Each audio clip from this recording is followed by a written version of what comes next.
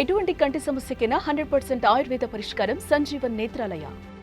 అంతర్జాతీయ ఆర్థిక వ్యవహారాల నిపుణులు అట్లాగే హైదరాబాద్ సెంట్రల్ యూనివర్సిటీలో economics associate professor doctor Chittadi Krishna Reddy గారు ప్రస్తుతం మనతో లైవ్లో ఉన్నారు. నమస్కారం కృష్ణారెడ్డి గారు. నమస్తే అండి. రకంగా కనిపిస్తున్నాయి రెండు ఒకేసారి బయటకు వచ్చిన రెండు న్యూస్ ఒకేసారి బయటకు వచ్చాయి. ఒకటి, అమెరికా అధ్యక్షుడు డొనాల్డ్ ట్రంప్ తన టారిఫ్స్ని ఇప్పటిదాకా 25% ఉండే ఇండియా పైన దాన్ని 50% పెంచాడు, ఇంకో 20% అదనంగా.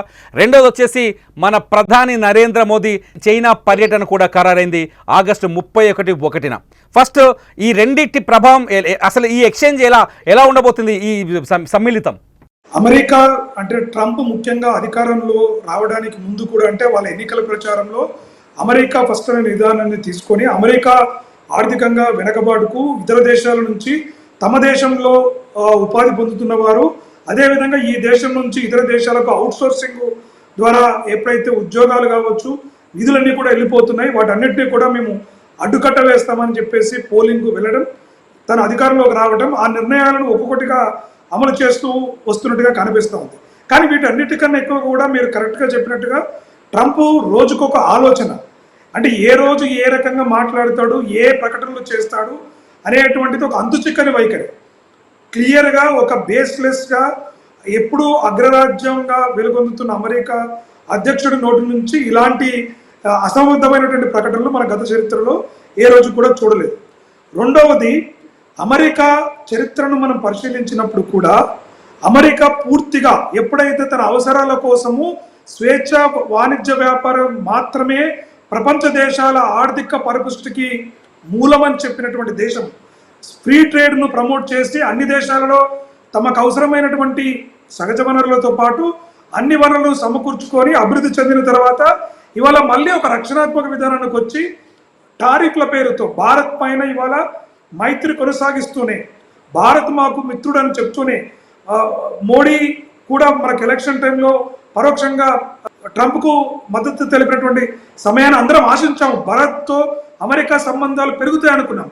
ట్రంప్ యొక్క పిచ్చి వైఖరి వల్ల ట్రంప్కు ఆల్రెడీ అమెరికా పాకిస్తాన్తో ట్విన్ టవర్స్ పైన దాడులు జరిగినప్పుడు కావచ్చు, లేదంటే టెర్రరిజం వల్ల నష్టపోయిన దేశాల్లో అమెరికా ఉన్నప్పటికీ కూడా ఈరోజు అవన్నీ మర్చిపోయి పాకిస్తాన్ను చేరదీస్తూ పాముకు పాలు పోసి పెంచినట్టుగా ప్రపంచ దేశాల్లో యుద్ధాన్ని పెంచి పోషించుకోవడం కోసం పాకిస్తాన్ను కాపాడుతూ ఇటు భారత్కు వెన్నుపోటు పొడుస్తున్నటువంటి పరిస్థితి కనబడుతూ ఉంది.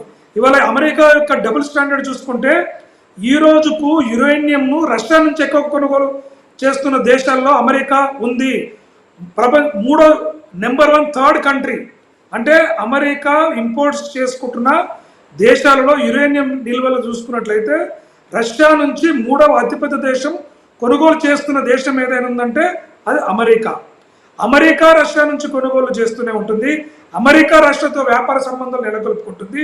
భారత్ను మాత్రం మీరు రష్యాతో పెట్టుబడులు పెట్టకూడదు, అక్కడ ఉక్రెయిన్లో సామాన్య పౌరులు చనిపోతున్నారని ముసలి కన్నీరు కారుస్తూ మరి అదే పాకిస్తాన్ భారతదేశం పైన దండు చేసి అమాయకులైనటువంటి ముఖ్యంగా మతాన్ని ప్రాతిపదికన చేసుకొని హిందువులను ఊచకోత కోసినట్టుగా ప్రాణాలు తీసినప్పుడు కనిపించేటువంటి మారణహోమం ఆ దేశ సైనాధ్యక్షుని పిలిపించి విందులు ఇచ్చేటువంటి పరిస్థితి కనపడుతున్నప్పుడు కేవలం ఇది అమెరికా అగ్రరాజ్యము తన ఒక పిచ్చికి, ఇప్పుడు మీరు భారత్ డెడ్ ఎకానమీ అన్నాడు కదా, పిచ్చోడి చేతులు రాయన్నట్టు అది అమెరికానే డెడ్ ఎకానమీలో ఉంది. దానికి కారణాలు చెప్తాను. ఒకటి, కరెంట్ అకౌంట్ డెఫిసిట్ అని ఉంటుంది. ఎప్పుడైతే వస్తు సేవల ఉత్పత్తి ప్రపంచ దేశాలకు ఎంత ఎగుమతి చేసుకుంటామో దిగుమతి చేసుకుంటాం అనేది, అమెరికా అనేటువంటిది గత 3-4 దశాబ్దాలుగా కరెంట్ అకౌంట్ డెఫిసిట్లో ఉన్న ఏకైక దేశము. దాన్ని ఒక కన్స్యూమర్ స్టేట్గానే కంట్రీ లాగా చూస్తున్నటువంటి పరిస్థితి ఉంది.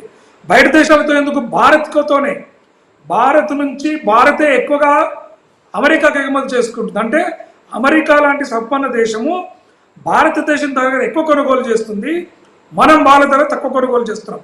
ఇవాళ ఈ పిచ్చి ఆంక్షల వల్ల స్వల్పకాలంలో అమెరికాకు కానీ భారత్కు కానీ చైనా రష్యాకు కానీ స్వల్పకాలిక ఒడిదుడుకులు ఉండొచ్చు. కానీ అమెరికా యురేనియం కొనుగోలు చేస్తుంది రష్యా నుంచి యురేనియం కొనుగోలు చేస్తున్న అతిపెద్ద దేశాలు అమెరికా 3వ స్థానంలో ఉంది. ఉక్రెయిన్కి ఎందుకు మద్దతు ఇస్తుంది అటువంటి అమెరికా? ఉక్రెయిన్ని అంటే నాటో దేశాలు ప్రభావితం కావద్దన్నది పుతిన్ స్టాండ్ చాలా క్లియర్గా ఉంది. ఉక్రెయిన్ ప్రభావితం అవుతుంది, నాటోకు దగ్గర అవుతుంది, అది రష్యా ఉనికికి ప్రమాదం అవుతుంది అనేది యుద్ధానికి మూల కారణం. పుతిన్ పదే పదే చెప్తున్నారు ఈ మాట. అటువంటి ఇష్యూలో అమెరికా ఎందుకు చర్చలకు రాలేకపోతుంది? ఎందుకు పుతిన్ని బెదిరిస్తున్నాడు? రష్యాకి అనుకూలంగా ఉన్న దేశాలని భయపెట్టాల్సిన భయం ఎందుకు వచ్చింది అమెరికాకి? ఇవాళ ప్రపంచ దేశాలలో ఆయిల్ రిజర్వ్స్ కావచ్చు, రక్షణ డిఫెన్స్ ఆయుధాల వ్యాపారంలో కావచ్చు, రష్యా అంతకంతకు పెరుగుతూ పోతుంది, అమెరికాతో పోటీగా నిలబడతా ఉంది. అదేవిధంగా ఇవాళ నాటో వెనకాల ఉన్నటువంటిది కూడా అమెరికానే.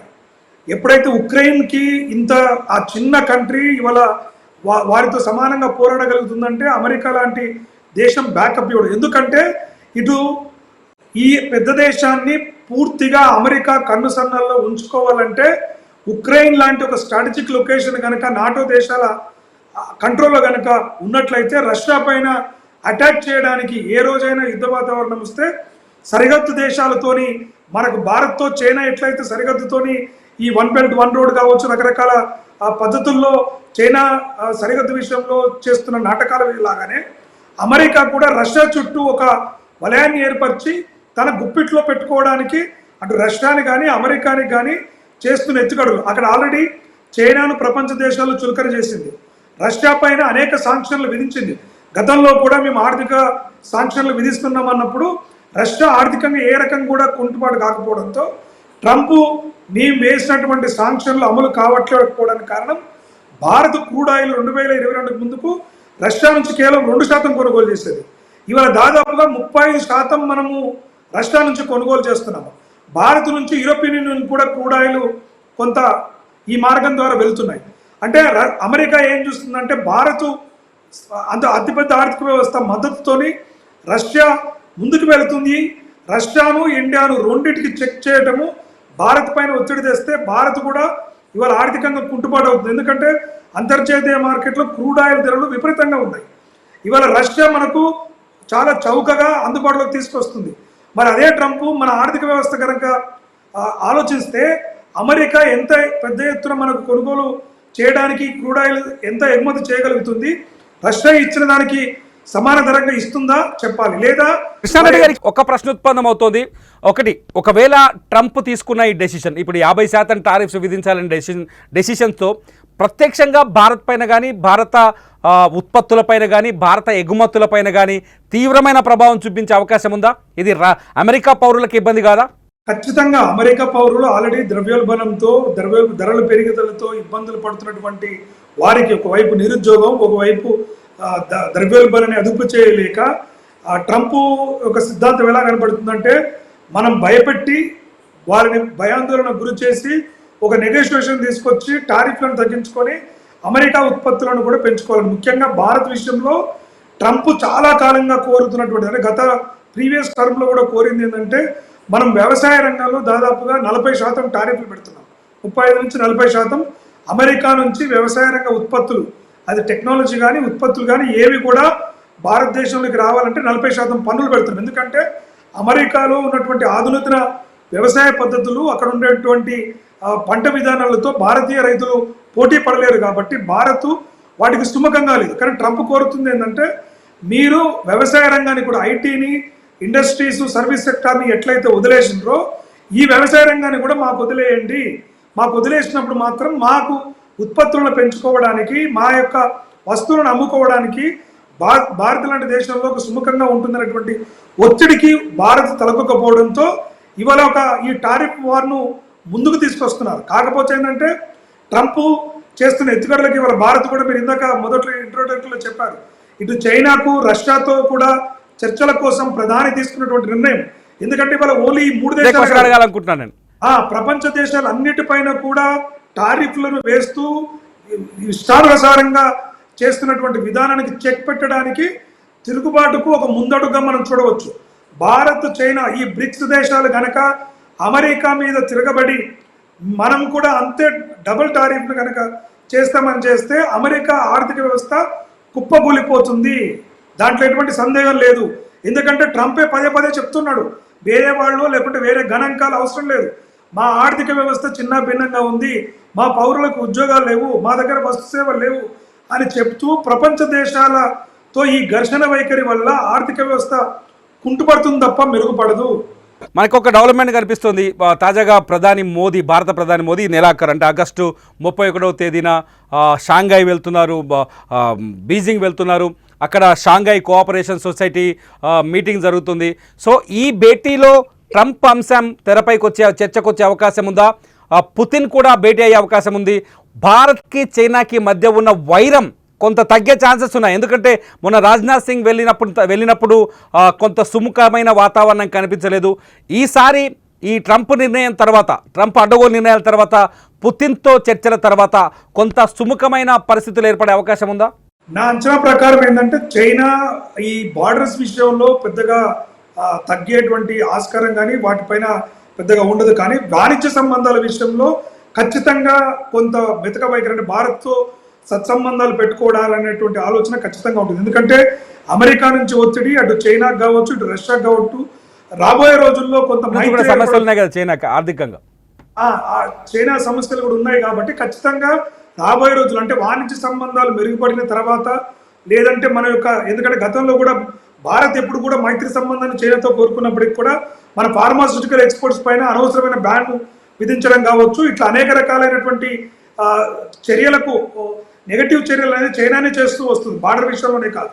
ఒకవేళ చైనా కూడా ఇప్పుడున్న పరిస్థితుల్లో తన వైఖరి, తన కోసం, తన ఆర్థిక వ్యవస్థను కాపాడుకోవడం కోసం భారత్ లాంటి ఒక అగ్రరాజ్యం, ఒక పెద్ద ఆర్థిక వ్యవస్థ మద్దతు కూడా అవసరం కనబడుతుంది. కాబట్టి కొంత వాణిజ్య విషయంలో చైనా ముందుకు వచ్చే అవకాశం ఈ భేటీలో, అటు రష్యా కూడా మనకు చిరకాల మిత్రులు, అంటే ముఖ్యంగా సోవియట్ యూనియన్ ఉన్నన్ని రోజులు కూడా భారత్తో మంచి సంబంధాలు ఉన్నాయి. తర్వాత 90s కొంత ఆర్థికంగా చైనా వెనకబడిపోవడం, కొంత ఇబ్బందులు ఆ సమయంలో భారత్తో సత్సంబంధం లేకున్నా గత దశాబ్ద కాలంలో భారత్తో ఉన్నటువంటి అవినావ సంబంధాల నేపథ్యంలో రష్యా కూడా చైనాతో కొంత భారత్తో కలిసి పనిచేసడానికి కృషి చేయొచ్చు. కాబట్టి ఈ 3 దేశాల నిర్ణయాలు అనేటువంటిది కేవలం 3 దేశాల అధినేతలు కాదు, ప్రపంచం మొత్తం కూడా ఎదురు చూస్తుంది అమెరికా టారిఫ్లను. ఎందుకంటే స్వేచ్ఛా వాణిజ్యానికి అన్ని దేశాలు చాలా సాఫీగా సాగిపోతున్న సమయంలో ఈ టారిఫ్ల గుదిబండ అన్ని దేశాలను ఇబ్బంది పెడుతున్నటువంటి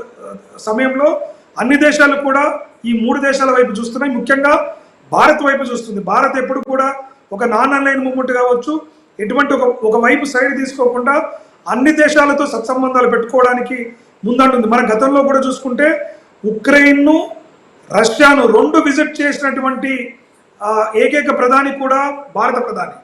2 దేశాలకు వెళ్ళి అక్కడ చర్చలు జరిపి 2 వాళ్ళను కన్విన్స్ చేసేటువంటి ప్రయత్నం ఇవాళ అమెరికాకు అవకాశం లేదు. కానీ భారత్ ఆ పెద్దన్న పాత్రను తనకు, అంటే అమెరికాకు తెలియకుండానే ఒక రకంగా ఇక్కడ రష్యాని మనం కొంత పొగడాల్సిన అవసరం ఉందేమో అనిపిస్తుంది కృష్ణారెడ్డి గారు. ఎందుకంటే రష్యా అధ్యక్షుడు పుతిన్ ఉక్రెయిన్తో మాత్రమే యుద్ధంగా చూస్తున్నాడు. అమెరికా మాత్రం ఉక్రెయిన్తో యుద్ధాన్ని మొత్తం ప్రపంచ దేశాలతో యుద్ధంగా చూస్తున్నాడు. ఇక్కడ పుతిన్ సహనాన్ని మనం సమర్థించవచ్చా? 100%. అంటే ఇక్కడ రష్యాకు అమెరికాకు డిఫరెన్స్ ఏంటంటే, రష్యాకు సామ్రాజ్యవాద కాంక్ష లేదు. ఒక పక్క దేశాన్ని లేకుంటే ఇంకొక దేశాన్నో, లేకుంటే అక్కడికి వెళ్ళి మన వ్యాపారాన్ని, మన సామ్రాజ్యాన్ని ఏర్పరచుకోవాలి, ఆర్థికంగా ఇంకా బలపడేటువంటిది రష్యా చరిత్రలో కూడా మనకు పెద్దగా కనిపించదు, ఎందుకంటే అది సోవియట్ యూనియన్ దేశం కాబట్టి. కానీ ఇక్కడ అమెరికాకు వచ్చేసరికి పెట్టుబడిదారీ ఆర్థిక విధానంలో తనకి ఇప్పుడు ఉక్రెయిన్తో కూడా గొడవ ఎందుకు అంటే, అక్కడ మీరు నాటు సంబంధాలు పెట్టుకుంటే అది ఒక స్ట్రాటజిక్ లొకేషన్, రష్యా మీద దాడి చేయడానికి అవుతుంది. కాబట్టి మీరు నాటోలో సభ్యత్వంగా ఉండొద్దు అని చెప్పేసి వాళ్ళు కోరుకుంటున్నటువంటి పరిస్థితి. కానీ ఉక్రెయిన్ ఏమంటుంది, మీరెవరు మాకు చెప్పడానికి, మేము నాటోలో జాయిన్ అవుతాము, మన చిన్న దేశం కాబట్టి ఖచ్చితంగా ఇక్కడ రష్యాను అభినందించాల్సిందే. అమెరికా లాంటి స్వార్థపూరిత దేశం ఈ ప్రపంచంలో అంచ దేశాల అన్ని వినాశాలకు, అంటే ఇవాళ మనము వాతావరణంలో కోపు అగ్రిమెంట్లో కూడా, మనం ఫ్రాన్స్లో ప్యారిస్లో జరిగిన అగ్రిమెంట్లో ఇవాళ గ్లోబల్ వార్మింగ్ జరుగుతుంటే మేము పెట్టుబడులు పెట్టము, అది గ్లోబల్ వార్మింగ్ అనేది ఒక బుల్షిట్, మేము అసలు కోప్ అగ్రిమెంట్స్తో మాకు సంబంధం లేదు, మీ పేద దేశాలే మీరు చేసుకోండి, మేము దాని మీద అసలు రిన్యూవబుల్ ఎనర్జీ గురించి కానీ, క్లీన్ ఎనర్జీ కానీ, ఈ పర్యావరణం గురించి కానీ మాకు సంబంధం లేనటువంటి ఒక నిర్లక్ష్య వైఖరిలోనే ఆ రోజే ప్రపంచ దేశాలను ఖండించాల్సిన అవసరం ఉండే. ఇవాళ స్వల్పకాలంలో భారత్ యొక్క రూపీ అమెరికాతో తక్కువ అవుతుందా, ఎక్కువ అవుతుందా, లేకుంటే ఆర్థికంగా కొంత ఇబ్బందులు జరిగినప్పటికీ కూడా ఇలాంటి అమెరికా పర్టికులర్గా ట్రంప్ రీజియంలో నడుస్తున్న ఆర్థిక విధానాలని సమాజంలోని ప్రతి పౌరుడు అర్థం చేసుకోవాల్సిన అవసరం ఉంది. ఆ విధంగా భారత ప్రభుత్వం తీసుకున్నటువంటి నిర్ణయాలను కూడా సూక్ష్మంగా గ్రహించుకొని మద్దతు తెలపాలి. కానీ ఈ దేశంలో కొంతమంది నాయకులు పాశ్చాత్య దేశాల నాయకుల మెప్పుల కోసం ఈ దేశ ఉనికిని, ఈ దేశ సార్వభౌమత్వాన్ని ప్రత్యక్షంగానో పరోక్షంగానో చులకన చేసేటువంటి నాయకులను తిప్పికొట్టాల్సిన అవసరం ఉంది.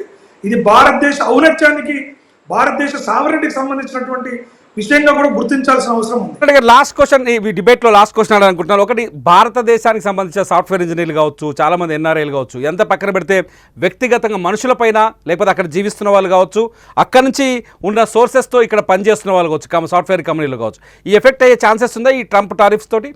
ట్రంప్ టారిఫ్స్తో కొంత మేరకు ఇబ్బంది కలుగుతుంది. ఎందుకంటే ఎప్పుడైతే టారిఫ్లు ఎక్కువగా అవుతాయో కొంత కాస్ట్లీ అవుతాయి, వాళ్ళ ఎక్స్పోర్ట్స్ తగ్గిపోతాయి. ఎప్పుడైతే ముఖ్యంగా భారతదేశంలో ఉన్న ఎగుమతిదారులు అమెరికాను బేస్ చేసుకొని చేస్తున్నటువంటి స్పైసెస్ కావచ్చు, ఇవాళ బాస్మతి రైస్ లాంటివి కావచ్చు, కొంతమంది ఇండియన్స్ తీసుకునేది కొంత ఒత్తిడికి, కొంత ధరల పెరుగుదలకు ఆస్కారము ఉంటుంది. కానీ ఓవరాల్గా ఎంప్లాయీస్ విషయానికి వస్తే అమెరికాలో నివాసము ఆల్రెడీ శాశ్వత నివాసమే, గ్రీన్ కార్డ్ హోల్డర్స్కి పెద్దగా ఇబ్బంది లేదు. కానీ ఇప్పుడు కొత్తగా వెళ్ళి అక్కడ గ్రీన్ కార్డు పొందాలనుకున్నా, అక్కడ చదువుకుంటున్నటువంటి వాళ్ళు అక్కడే ఉపాధి పొందాలనే కోరుకునే వారికి ఖచ్చితంగా కొంత ఇది ఒక ట్రబులెంట్ టైంగానే చూడాలి. ఎందుకంటే ట్రంప్ చాలా కఠినంగా వైఖరి అవలంబిస్తున్నాడు కాబట్టి కొంత తాత్కాలికమైన ఇబ్బందులు ఖచ్చితంగా మనం రాబోయే ఇంకా 1-2 సంవత్సరాలు ఈ ట్రంప్ నిర్ణయాలు మనకంటే మొన్నటి వరకు ఎట్లా ఉండే ఇది ఒక బెదిరింపేనేమో స్వల్పకాలికం అనుకున్నాం. కానీ ఇప్పుడున్న పరిస్థితులు చూస్తే ట్రంప్ పూర్తి సమయకాలము ఈ ఒడిదొడుకులతోని చేసే పరిస్థితి ఉంది. కాబట్టి కొంత అమెరికాతో ఉన్న సంబంధాలలో ఒడిదొడుకులు ఎదుర్కొన్న యూరోపియన్ యూనియన్ కావచ్చు, మిగతా దేశాలతో భారత్ ఉన్నటువంటి సంబంధాల విషయంలో కావచ్చు, అక్కడ పెట్టుబడులు పెట్టాలనుకున్నా, అక్కడ ఉద్యోగాల కోసం వెళ్ళాలనుకునేవారు అమెరికానే కాకుండా ప్రత్యామ్నాయ దేశాల వైపు గనక ఫోకస్ చేస్తే వారికి ఉన్నటువంటి స్కిల్స్, నైపుణ్యాలకి తగినటువంటి ఉపాధి ఆదాయాలు సమకూరుస్తే ఎటువంటి ఇబ్బంది ఉండేటువంటి ఆస్కారం లేదు. Thank you very much Krishna Reddy గారు, మీ విలువైన సమయాన్ని మా కోసం కేటాయించినందుకు ధన్యవాదాలు.